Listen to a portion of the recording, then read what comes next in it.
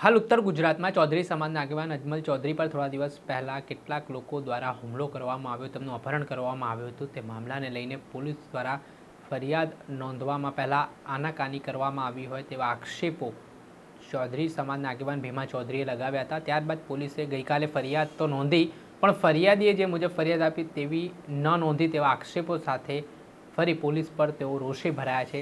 શું કહી રહ્યા છે તેઓ વિગતે વાત કરીએ. વૈષ્ણવજન તો તેને કહીએ જે પીડ પરાઈ જાનાને રે. દર્શક મિત્રો, નવજીવન ન્યૂઝમાં આપનું સ્વાગત છે. હું છું ફૈઝાન. વાત કરીએ તો દેવગઢ દરબારના મહંત સામે ગંભીર આક્ષેપો થઈ રહ્યા છે. ચૌધરી સમાજના આગેવાન અજમલ ચૌધરીને કેટલાક શખ્સો દ્વારા અપહરણ કરીને દેવગઢ દરબારમાં લઈ જવામાં આવે અને ત્યારબાદ તેમને મારવામાં આવ્યો, માફી મંગાવવામાં આવી. એ ઘટનાનો વિડીયો વાયરલ થયો. ત્યારે મામલાને લઈને અજમલ ચૌધરી નામના જે આગેવાન છે તેમના દ્વારા સ્થાનિક પોલીસ સ્ટેશનમાં મામલે ફરિયાદ આપી, પરંતુ આક્ષેપ પોલીસ પર લાગી રહ્યા છે કે પોલીસે પહેલાં ફરિયાદ નોંધવામાં આનાકાની કરી, તલ્લે ચડાવવામાં આવી આખી કામગીરી. ત્યાર પછી ચૌધરી સમાજના લોકો મેદાને આવ્યા તો ફરિયાદ તો નોંધી, પણ જે રીતે ભીમા ચૌધરીનો આરોપ છે કે ગઈકાલે ફરિયાદ નોંધવામાં આવી, પણ જે મુજબ તેમણે ફરિયાદ આપી તેવી ફરિયાદ નોંધવામાં નથી આવી.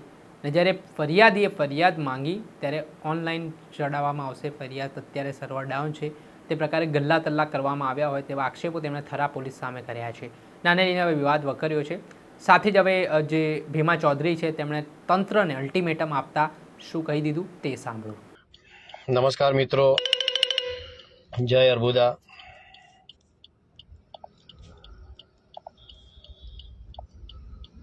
મિત્રો થોડું લાઈક કરી દઈએ, શેર કરી દઈએ, એટલે આપણે થોડોક સાચી માહિતી લોકો સુધી પહોંચાડી શકીએ.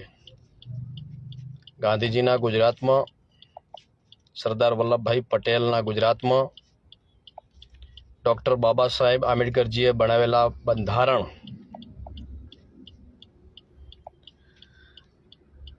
દરેકને આપેલા હક અને અધિકારો ખુલ્લે આમ કેવી રીતે એના ધજાગરા ઉડી રહ્યા છે એ બાબતે થોડીક ચર્ચા કરવી છે. એટલે મિત્રો થોડુંક ફટાફટ લાઈવ કરી દેજો, લાઈક, કોમેન્ટ કરજો, શેર કરજો. તમારી તાકાત લોકો સુધી પહોંચી છે, સરકાર સુધી પહોંચી છે, અને થોડા અંશે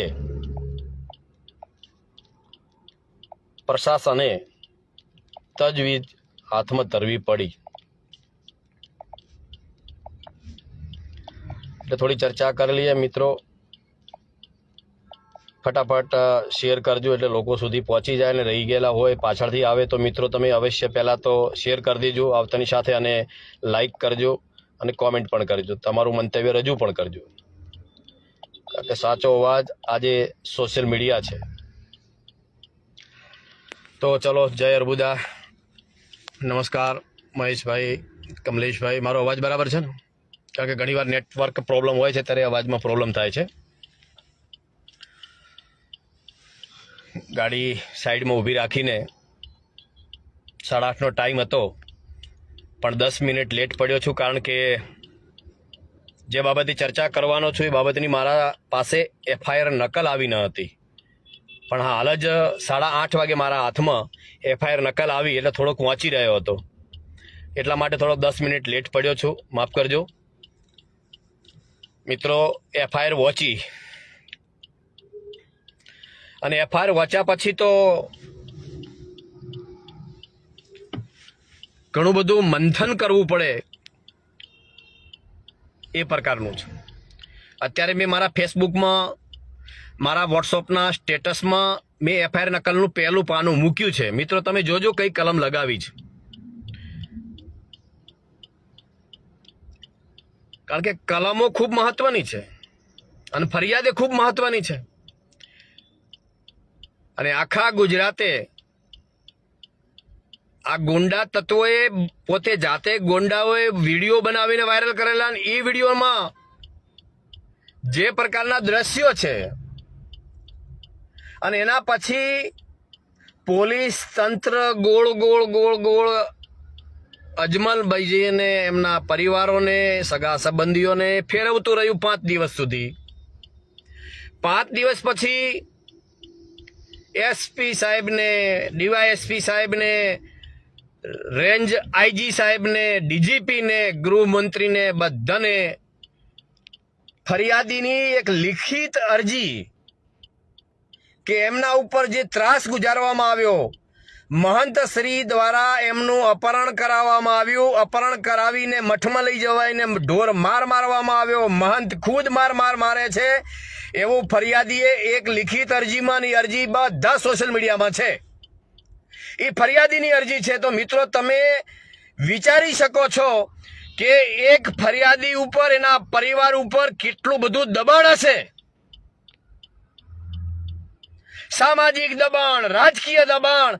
એક તો માણસને અપમાનિત કર્યો, મોટી ઉંમરના વ્યક્તિને. એક તો તમે અપહરણ કરાવો, ઉપરથી રાજકીય દબાણ લાવીને એના નિવેદનમાં તમે ફેરફાર કરાવો. આ ક્યાં સુધી વ્યાજબી છે? આખા ગુજરાતે પાછી પોલીસ ત્યાં બેસીને વિડીયો ઉતારે છે કે કાકા તમને અહીંયા તમે જાતે આવ્યા છો, તમને કોઈ મારવાનો નથી. એટલે ભાઈ એની પહેલા તો વિડીયો બધાએ તમારા જે આરોપીઓ છે એમને તો વિડીયો વાયરલ કરેલા છે અને વિડીયો અત્યારે ઉપલબ્ધ છે બધા પાસે.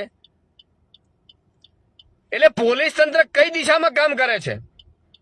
શું પોલીસ કાયદો નહીં સમજતી હોય?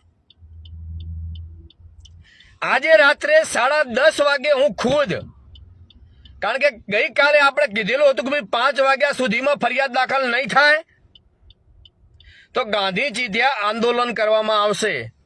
તો 5 વાગ્યા પહેલા ફરિયાદી પાસે લાઈન લઈ લીધી, પણ ફરિયાદીએ ફરિયાદમાં જે લખાવ્યું શું એમને ફરિયાદીને પણ નકલ ના આપવામાં આવી. પૂછપરછ કર્યું તો એવું કહેવામાં આવ્યું કે ભાઈ ઓનલાઈન ચડાવીએ છીએ, સર્વર ડાઉન છે. મને એ નતું સમજાતું કે આ સર્વર ડાઉન કોનું છે. ખરેખર નેટ કે પોલીસ સ્ટેશનમાં કોમ્પ્યુટરમાં સર્વર ડાઉન હતું કે પોલીસના જે વડાઓ છે એમનું સર્વર ડાઉન હતું રાજકીયના ઈશારે? એ સમજવા માટે હું ખુદ રાત્રે 10:30 વાગે થરા પોલીસ સ્ટેશનમાં ગયો. ત્યાં પીઆઈ સાહેબ હાજર હતા નહીં. ત્યાં પૂછપરછ કરી ત્યારે ગોળ ભાષામાં જવાબ આપ્યો કે સાહેબ એફઆઈઆર નોંધાઈ ગઈ છે અને અમારો આ એફઆઈઆર નંબર છે. મને પાછળના 3 ઓકડા કહેવામાં આવ્યા હતા. તો એ એફઆઈઆરના 3 ઓકડા કહેવામાં આવ્યા, એમને ઓનલાઈન ચડાવી છે ને એમાં લખ્યું હતું કે આ સંવેદનશીલ મુદ્દો હોવાથી અમે ઓનલાઈન આ એફઆઈઆર બતાવી શકતા નથી. અરે ભાઈ, તમને 5 દિવસ પછી સંવેદનશીલ લાગ્યું? તો 5 દિવસ તમે કર્યું શું? આજ મોટી શંકા ઉપજાવે છે. એટલા માટે થરા પોલીસ સ્ટેશનનું આ દેવ દરબાર મઠમાં શું એમનું કનેક્શન છે એ મને હજી સમજાતું નથી.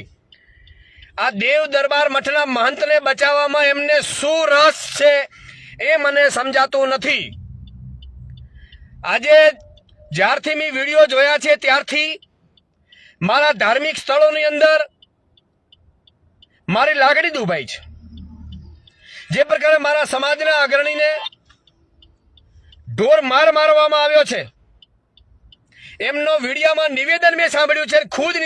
ખુદ ફરિયાદી આપે છે કે મારી આ રીતે અપહરણ કરાવ્યું, અપહરણ કરી ગયા, મને મહંતે ઓગીએ માર્યો છે, નિવસ્ત્ર કરીને 15,000 મારા લૂંટી લીધા.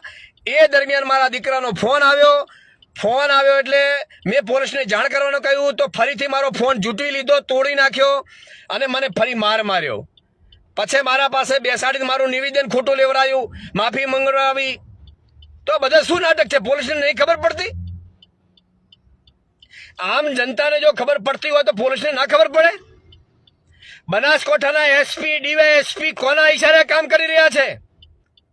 સમાજની અંદર વેર વિગ્રહ ઉભા થાય પ્રકારનું કેમ તમે આટલું લેટ કરી રહ્યા છો? આરોપીઓને પકડવાના હોય, તમે તો ખાલી કોઈ ધોકા મારતા હોય તો તમે ખુદ ફરિયાદી બનીને એની ફાયર નોંધો છો. તો આ કિસ્સાની અંદર અપહરણ કર્યું છે, એક વડીલને ઢોર માર્યો છે, એ વડીલ માફી માંગી રહ્યા છે અને છતાં તમે હજી ફરિયાદ નથી નોંધતા ફરિયાદીની. મેં આખી ફરિયાદ અત્યારે વાંચી છે. એ ફરિયાદ પણ હવે તો શંકા ઉપજાવી રહી છે કે શું ફરિયાદીને પણ પોલીસ ડરાવી રહી છે. આગળના દિવસે પોલીસ નિવેદન લેવા જાય છે, પાછું બીજા દિવસે સરકારી રેસ્ટ હાઉસની અંદર બેસીને મોડલા કૂટવામાં આવે છે. આ બધું કોના ઈશારે પોલીસ કરી રહી છે અને મોડલા શા માટે કૂટવામાં આવે છે? જ્યાં આપણે સાંભળ્યા હતા ભીમા ચૌધરી, તેઓ લડી લેવાના મૂડમાં દેખાઈ રહ્યા છે અને અજમલ ચૌધરી સાથે જે ઘટના બની છે તેના કારણે ચૌધરી સમાજમાં ભારે રોષ પણ જોવા મળી રહ્યો છે. જોવાનું રહ્યું કે આ મામલામાં હવે શું ઘટનાક્રમ બહાર આવે છે અને પોલીસ પર જે આક્ષેપ થઈ રહ્યા છે તે મામલે શું સ્પષ્ટતા થાય છે.